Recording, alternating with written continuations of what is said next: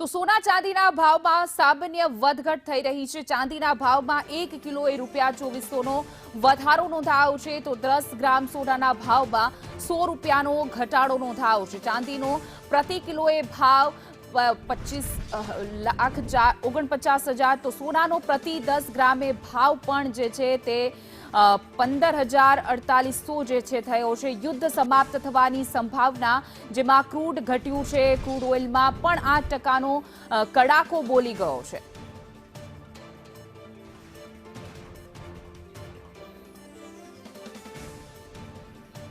તો વધુ વિગતો સાથે અમારા સહયોગી ચાર્મી સોની જોડાયા છે। જે ચાર્મી, એક તરફ અમેરિકા અને ઈરાન વચ્ચે શાંતિની વાતો ચાલી રહી છે, અને આ તમામની વચ્ચે ક્રૂડના ભાવમાં પણ જે ઘટાડો થયો છે, સાથે સોના ચાંદીના ભાવમાં ઉછાળો છે, શેર માર્કેટ પણ સારી રિકવરી સાથે ખુલ્યું છે।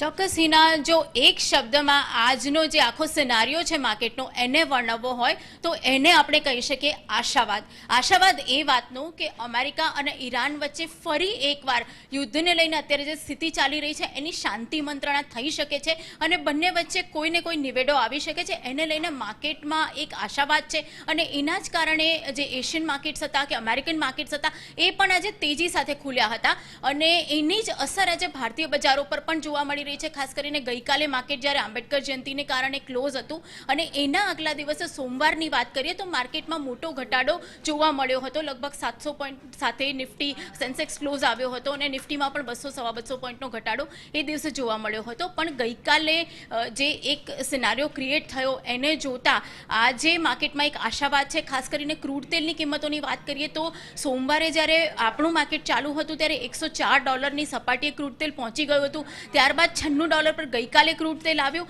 અને આજે જે ક્રૂડના ભાવ છે એ ઘટીને $91-95 સુધી આવ્યા છે।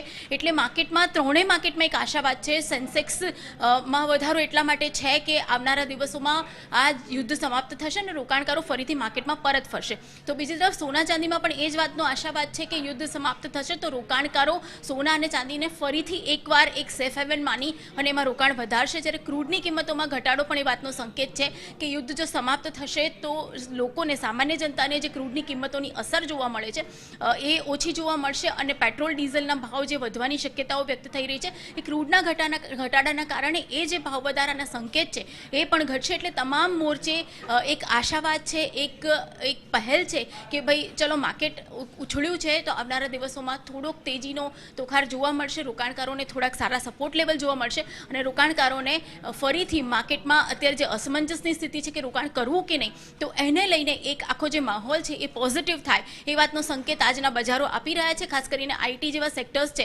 એમાં ખાસ કરીને ઉછાળો જોવા મળ્યો છે, બેન્કિંગ સેક્ટર્સમાં ઉછાળો જોવા મળ્યો છે, ગિફ્ટ નિફ્ટી છે એ પણ આજે થોડું વધ્યું છે। તો ઓવરઓલ એક પોઝિટિવ નોટ પર આજે દિવસની શરૂઆત થઈ છે। જી બિલકુલ ચાર્મી, સમગ્ર માહિતી આપવા બદલ આપનો આભાર।